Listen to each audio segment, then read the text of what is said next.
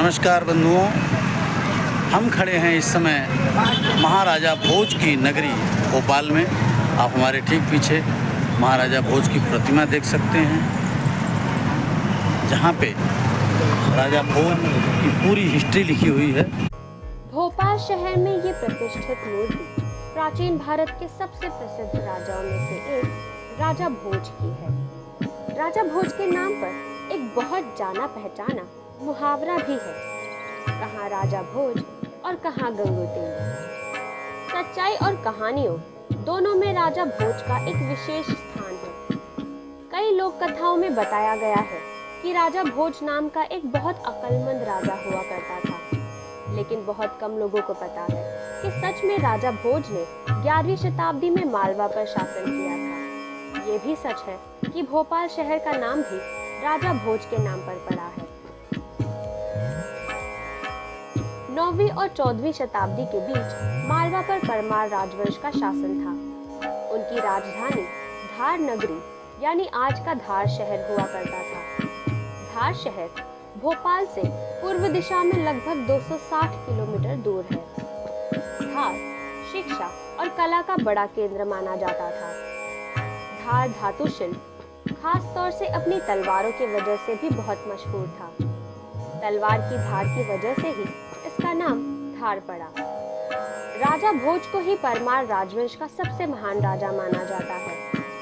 राजा भोज ने सन 1010 में सत्ता संभाली थी और भारत के इतिहास में अपनी गहरी छाप छोड़ी।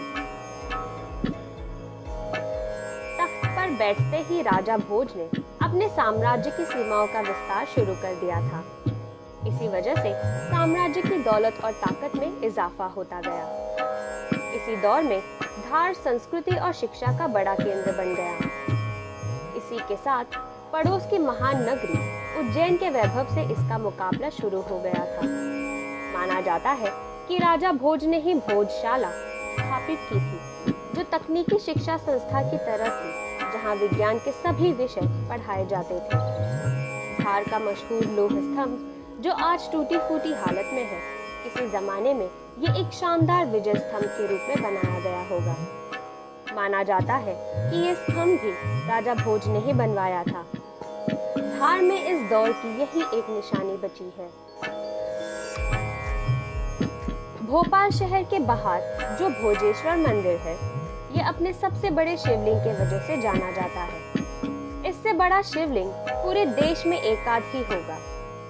राजा भोज के युग का ये सबसे महान स्मारक है। इस जमाने के शाही दस्तावेज से पता चलता है कि राजा भोज ने भगवान शिव को समर्पित कई मंदिर बनवाए थे। ऐसा लगता है कि भोजेश्वर मंदिर उनमें से एक है। इस मंदिर का सबसे बड़ा आकर्षण बड़ा शिवलिंग है, जो 7.5 मीटर ऊंचा है। हैरानी की बात यह है कि मंदिर का निर्माण कार्य कभी पूरा नहीं हुआ। ऐसा क्यों हुआ, इसका असली कारण भी रहस्य बना हुआ है। मंदिर के साथ ही राजा भोज ने भोजपुर नाम का एक शहर भी बसाया था। वहीं एक बड़ी झील भी बनवाई थी, जो बेतवा नदी पर बने 3 बड़े पूर्वी बांधों से घिरी थी। मंदिर के पास ही राजा भोज का महल भी था। बड़े दुख की बात है कि 15वीं शताब्दी में मोशंग शाह ने भीमताल नाम की इस बड़ी झील को बर्बाद कर दिया था। अब जो बचा है वो है भोपाल का बड़ा तालाब। कहा जाता है कि ये तालाब भी राजा भोज ने ही बनवाया था, जिसे भोजताल के नाम से भी जाना जाता है। ऐसी भी मान्यता है कि भोपाल भी भोजपाल का बिगड़ा हुआ रूप है, क्योंकि भोजपाल नाम का एक शहर राजा भोज ने बसाया था। हालांकि आज इस शहर का कहीं कोई निशान बाकी नहीं है। राजा भोज के तख्त पर बैठने के 1000 साल पूरे होने के उपलक्ष्य में सन 2011 में राजा भोज की ये प्रतिमा भोपाल के VIP रोड पर स्थापित की गई थी।